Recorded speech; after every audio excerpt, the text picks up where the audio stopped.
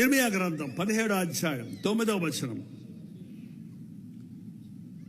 హృదయం అన్నిటికంటే మోసకరమైనది, అది ఘోరమైన వ్యాధి గలది, దాని గ్రహింపగలవాడు ఎవడో.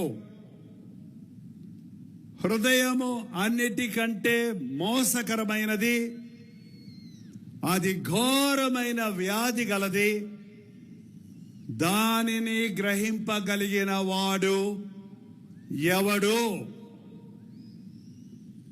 హృదయము అంటే ఎక్కడుందో ఎవరికైనా చెప్పగలరా? హృదయం ఉందా? నాకు జవాబులు చెప్పకపోతే మోగోళ్ళకి చెవిటోళ్ళకి ప్రసంగం చేయడం నా చేత కాదు.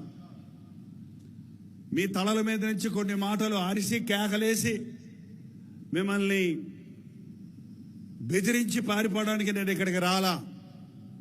దేవుని మాటలు మీ గుండెల్లో జొరబడి మీ హృదయాలను కదిలించి మీ జీవితాలను మార్చి మీ బ్రతుకులలో ఆశీర్వదించబడుటకు, మరి ముఖ్యంగా ఆధ్యాత్మిక రక్షణ పొంది మిమ్మల్ని ఆయన రాజ్య వారసులుగా చేయడం కొరకే ఉజ్జీవ సభలండి.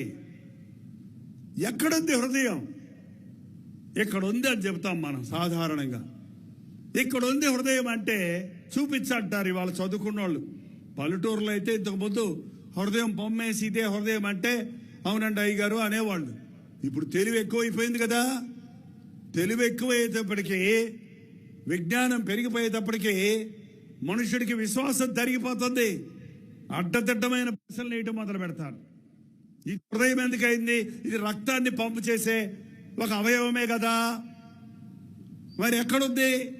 కొంతమంది అంటారు ఇక్కడ ఉంది చిన్న మెదడు. మన ఆలోచనలు, మన తలంపులు ఇవన్నీ జరిగేటువంటి ఒక స్థలం.